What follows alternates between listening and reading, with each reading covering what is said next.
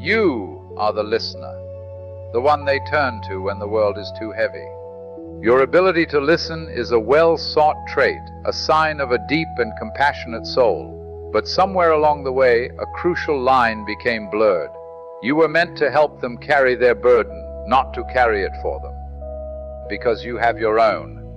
There is an experience you know intimately. It is a weight that is not your own, a sadness that did not begin with you, an anxiety that is not about your life.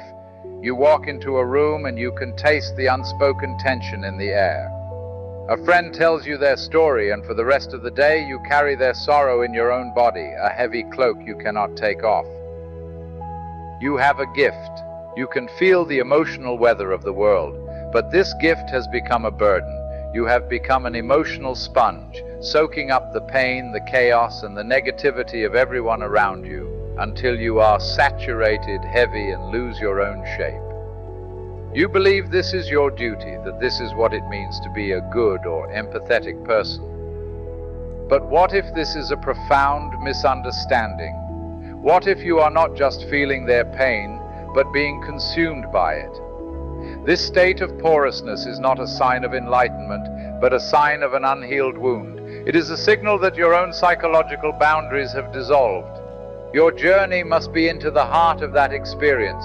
You must discover why you have become so sensitive to the burdens of others. You must understand the immense cost of carrying what is not yours to carry. And you must learn the practical, courageous work of letting it go, not by becoming cold or uncaring, but by transforming yourself from a sponge, helplessly absorbing the flood, into a clear, calm vessel that can be present with the water without being drowned by it. To understand why you absorb the pain of others, you must first understand that this is not a random personality trait.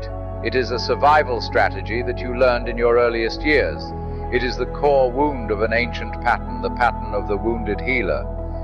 You learned as a child that your environment was emotionally unpredictable. Perhaps you had a parent who was sad or angry or anxious. Their emotional state was like the weather, capable of shifting from a calm, sunny day to a violent storm without warning. And your safety, your very sense of belonging, depended on your ability to predict that weather. You became a masterful emotional meteorologist. You learned to read the subtle shifts in the atmosphere of your home. A certain tone of voice was like a change in barometric pressure. The way a door was closed was like a distant roll of thunder. You became hyper-aware of the inner state of others because you needed to know if a storm was coming so you could take cover. This was a brilliant adaptation. It kept you safe. But it installed a deep belief in your unconscious. I am responsible for the emotional state of the world around me. My value and my safety depend on my ability to manage it. As an adult, this pattern continues.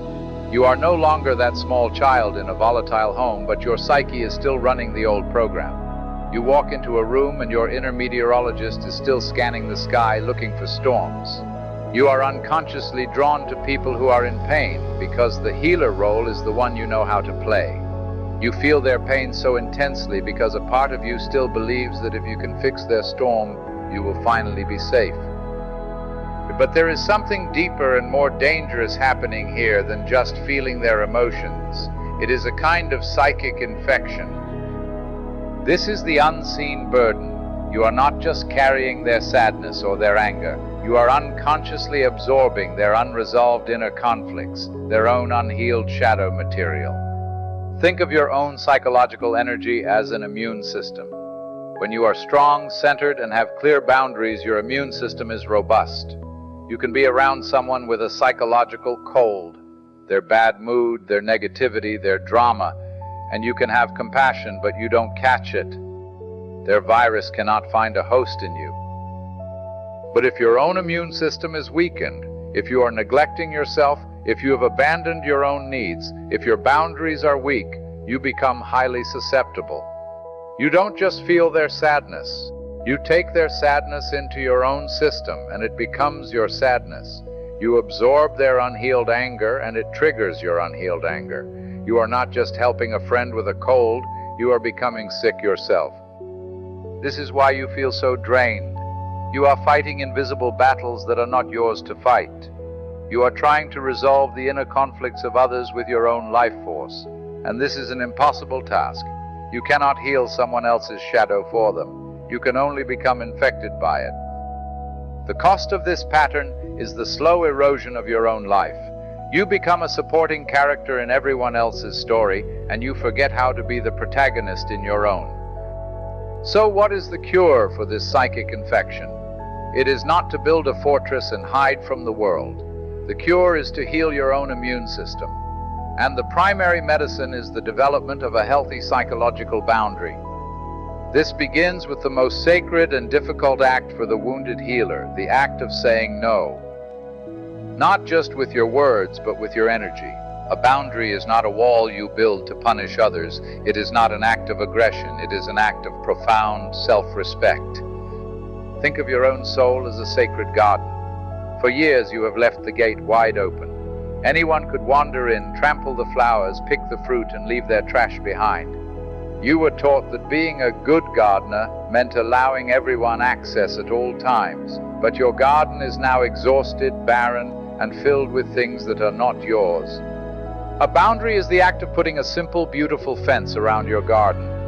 The fence is not there to be hostile to the world. It is there to define the sacred space. It says, "This is my garden. This is the ground where my soul grows. I will decide who I invite in, and I will decide what I allow to be planted here." Building this fence is the first step to reclaiming your own sacred ground. When you begin this process, you will be met with an immense wave of guilt.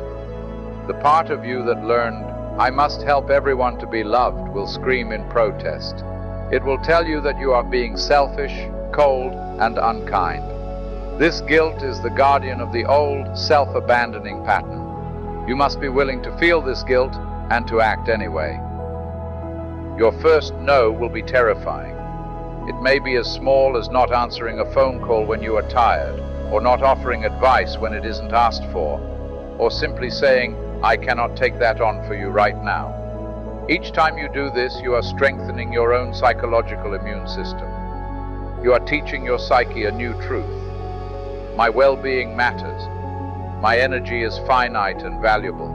I am the guardian of my own garden. As you practice this, a remarkable transformation begins to occur. You stop being an emotional sponge. The weight of the world begins to lift from your shoulders, but you do not become cold or uncaring. A new kind of empathy is born. You transform from a sponge into a clear, calm lake. A sponge absorbs the dirty water, becomes heavy with it, and takes the mud into itself. But a calm lake can perfectly reflect the storm clouds in the sky above. It can reflect the lightning and the thunder. It sees the storm, it holds the image of the storm, but it does not become the storm. Its own deep waters remain clear and undisturbed. This is the gift of healthy boundaries. You can sit with someone in their pain, and you can reflect their experience back to them with perfect clarity and compassion. You can be fully present with them, but you no longer absorb their storm into your own being. You are no longer drowning with them. You are providing a calm, steady presence that allows them to find their own way through the storm.